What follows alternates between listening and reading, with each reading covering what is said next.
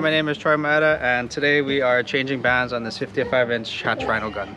As you can see, the bands on this are kind of cracked. If you stretch it a little bit, you can see the separation in between the rubber. And so you could probably use this band for another couple of dives or so, it'll probably be alright. But if you have the opportunity, you might as well change it. So on these Wishbones, you can kind of see they're a little bit frayed, but for the most part they seem alright. So we're going to try and reuse them for now anyway. So we're going to be replacing the bands on this gun with some standard 5/8-inch black bands. To measure them, we have a tape measure. We're going to tie them off with this Spectra line. Have scissors to cut it, torch to finish off the tag ends, some pliers, some cutters, also two types of wishbones, and a wishbone installer, which we currently are going to use this one for this wishbone because we're going to be trying to reuse the same blue wishbones from the previous bands. Then we'll be using either, this is hand sanitizer, you can use like dish soap or hand soap as a lubricant for the bands. So as you can see, this particular band is being tied down by wax string, and what we're going to try and do is we're going to use this knife and make shallow cuts through this wax string, but not too deep because we want to try and save this wishbone. So you got to be really careful so you don't cut yourself. Just make a couple shallow cuts, and eventually the wax string will pop and you'll be able, right there, able to pull it off and then just pull out your wishbone. What we're doing is that because the diver likes this particular band length on his gun, we're going to measure out these bands the same exact lengths, and then we'll replace them with the same exact lengths. So for these ones, if you can see, there are one's shorter, one's longer. The shorter one is probably for the closer tab on the shaft, and the longer one is for the farther tab, and we'll just measure it out. These are the new bands. We've measured the old ones, cut these ones to the exact same size, and now we're going to be inserting the wishbone. So we'll take the shorter band first because that's the closer band to the trigger, and so we'll get any kind of lubricant that you want, really. Just put a little bit right in the hole. Then we'll get the wishbones, get a pair of pliers, and then we'll shove it in there. And we'll pull the pliers out. I'll get one end, use it to push that knot on the wishbone a little further inside. And then you can see the knot's all the way over here now, about 3/4 of an inch inside of the rubber. So now that we have the wishbone inserted, we're gonna tie it off with either a constrictor knot or a double constrictor knot, and we'll use some rope as an example to help you guys visualize it better. How you tie this constrictor knot is you go, if you imagine this is your band, you go over with your line and you come back over again, just make like an X, and then you'll come over the original line and tuck your other one right in between the X right there, and then you'll just cinch it down. And what essentially it'll look like is like an overhand knot that has a band, one more line going over it. And so what it is the overhand knot, and it's a locking line going over.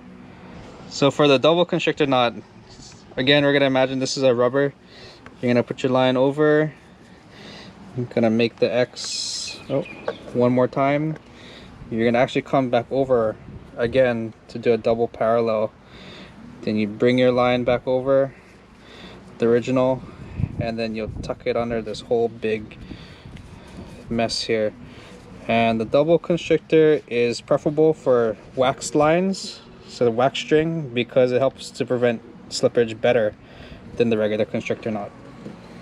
So what we're going to do is that we're going to repeat that same constrictor knot using this Dyneema to tie off this rubber. And so what we're going to do is that we're going to first make a small, just a simple loop at the end, and this is what you're going to attach to either like a wall anchor, or in this case we're using this truck bed, and that's where you're going to be able to put your pressure to tie and cinch down on your rubber. So we're going to just do this the same way that we did with the rope. We're gonna make our X. Then we're gonna pull it over our tag end and tuck it underneath. And we're only doing a single constrictor knot because since we're not using wax string, we don't have to do the double. There's less chance of it slipping. So you're gonna just kind of pull it down a little bit. I like to go as close to the edge of the rubber as I can to kind of maximize the whole rubber stretch, and kind of tighten down everything, give it a little bit of tension, and then we'll take this over to the anchor. So we'll loop it over our anchor there, and we'll just start pulling down, cinching down a little bit and pulling it a little bit towards me, and then afterwards we're pushing it away. And while you're rotating it, this is what helps it to kind of get even pressure all the way around the entire rubber.